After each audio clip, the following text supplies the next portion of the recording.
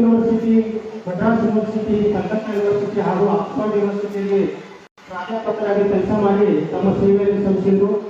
ಮುಂದೆ ಅವರು ಆಂಧ್ರದ ಹಾಗೂ ನಮ್ಮ ಮಧ್ಯಪ್ರದೇಶದ ಯೂನಿವರ್ಸಿಟಿಯಲ್ಲಿ ವೈಸ್ ಚಾನ್ಸಲರ್ ಆಗಿ ತಮ್ಮ ಕಾರ್ಯ ಸೇವೆ ಮಾಡಿ ಮುಂದೆ ಅವರು ಭಾರತದ ಉಪರಾಷ್ಟ್ರಪತಿ, ರಾಷ್ಟ್ರಪತಿಯಾಗಿ ದೇಶದ ಸೇವೆ ಸಲ್ಲಿಸಿದರು.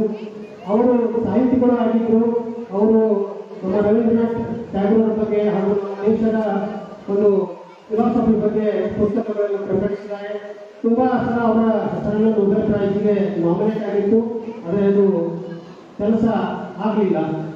ಮತ್ತು ಇನ್ನೊಂದು ವಿಶೇಷ ದಿನ ಅಂತಂದ್ರೆ ಇನ್ನೊಬ್ಬ ಮಹಾನ್ ಜಗತ್ತಿನ ಶಿಕ್ಷಕ ಪೈಗಂಬರ್ ಮೊಹಮ್ಮದ್ ಪೈಗಂಬರ್ ಅವರ ದಿನಾಚರಣೆ. ಇವತ್ತು ಅವ್ರಿಗೂ ನಾವು ಸ್ಮರಿಸೋಣ. ಇವತ್ತು ನಾನು ಪುರಸಭೆ ಅಧ್ಯಕ್ಷರಾಗಿ ಹೇಳಕ್ಕೆ ಇಷ್ಟಪಡ್ತೀನಿ.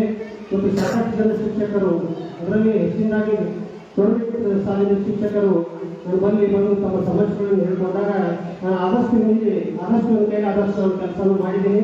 ಇನ್ನೂ ನನ್ನ ಅವಧಿ 2-3 ತಿಂಗಳಿದೆ.